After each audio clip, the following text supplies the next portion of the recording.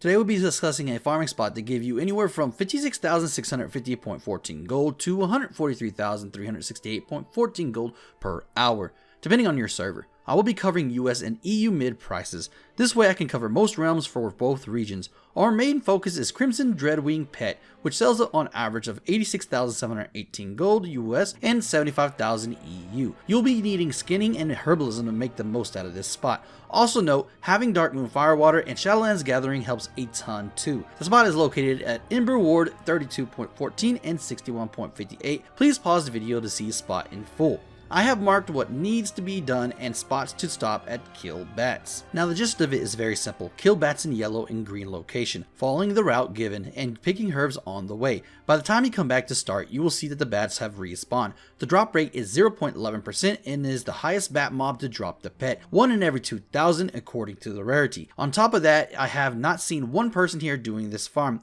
which surprised me due to how good the spot is. Before we go into results, remember if you are new to my channel or even old to my channel, please hit that bell button with all. YouTube seems to be holding my videos back from y'all. I don't want you or anybody else to miss my juicy gold guides. At the end of the video, I will have a full run set out for y'all to understand the route and farm. So within an hour for herbalism, I got a total of 20,530.2 gold US and 18,523.01 gold for EU, which shows WIDOWBLOOM is still going strong, and to be honest, love the spot just for that. Nevertheless, Death Blossom and Nightshade are doing just fine in this location too as well. With skinning, I got a total of 36,120.12 gold US and 35,802.28 EU. Skinning is king right now, and no doubt about that, so more spots that include skinning along the way are better and can produce more gold per hour if you include it. Now for the pet, you're probably wondering, did I get the pet? No, I did not get the pet at all, which is very good. You don't want me to get a pet. You don't want me to get 2 pets or 3 pets at that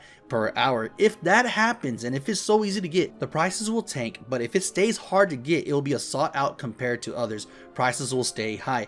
Unlike BFA, Shadowlands does not have any mount farming. And when I mean mount farming, I mean you don't have no BOE mounts, which is crazy and I wish you did, but they do have pet farming, meaning this is equivalent to BFA's mount farming. So I want to say something right now, and this is something I don't think a lot of people are covering, is that if you noticed in Legion, you have pet farming, meaning there was like a couple of mobs that you can farm and get pets and were just hard drops. Then BFA came out and then there was mounts. There wasn't any pets that you could literally just go to a mob and farm and hoping you got a pet. Only time you could do that was rares, and those were once a day. Other than that, you were just like, okay, let's go get this mount. Let's go get this mount there and this and there. But now we're in Shadowlands and we're all doing pets, right? So I expect that the mounts will return next expansion. At least that's my theory. A gaming mustache theory. But all in all, I did get 371 tries this hour run, so it's not very bad for a solo player. So let's get on to the next thing. So the raw gold is very simple. I got 2,638 total raw gold. That's with trash gold, green gold, and bracer making too as well. And yes, I did include the discount for thread, so we're at the lowest possible that we can do.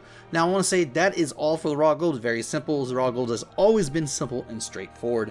Now within an hour total, I got 2,638 raw gold. With the auction house, I got 56,650.14 gold US and 54,325.29 EU. That is basically with no pet. Now, if I did get the pet, I would be looking at 143,368.14 gold US and 129,325.29 gold EU. I also got 2 nature splendors, but I'm going to say right now, I'm not going to count those because not everybody is Night Fae, which is understandable because everybody wants some vanilla or some freshness in their classes. As always, prices will differ from each server for the auction house. Also remember, I love showing spots, and to be honest, I feel having more options than one per farm is a win for all. Meaning if I'm showing you a spot for a pet, I should be able to include more things than just a pet, because let's say you don't get it and you go for an hour. You just wasted your time an hour and you got nothing. So farms like this is something I think is going to be great for the future. I think a lot of people are going to love the fact that, hey, you know, I can go there, have a chance to get an amazing pet,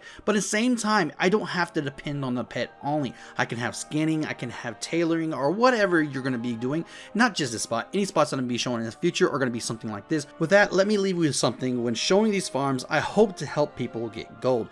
If it sells and you make that gold, I did what it is meant to do for this video. If you do not make that gold or is not for you, don't worry, I got tons more coming that might be up your alley.